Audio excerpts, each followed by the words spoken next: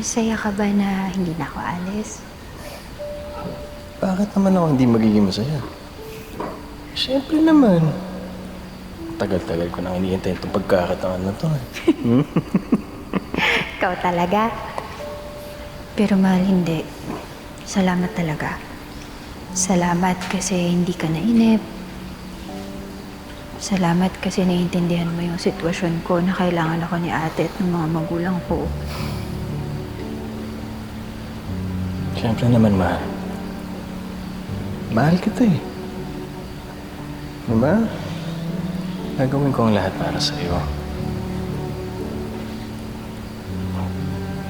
Thank you.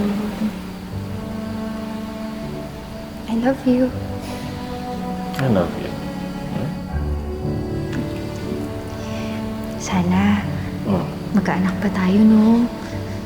Medyo na-late na kasi. Anong medyo late? Problema ba yun? Huh? Ito, gawin na natin ngayon. Ito na. Ito na. Ano? Wait na! Saan na kayong bintana? Ito na. Gawin na natin. Sandali lang Dalas na natin to. Wait lang.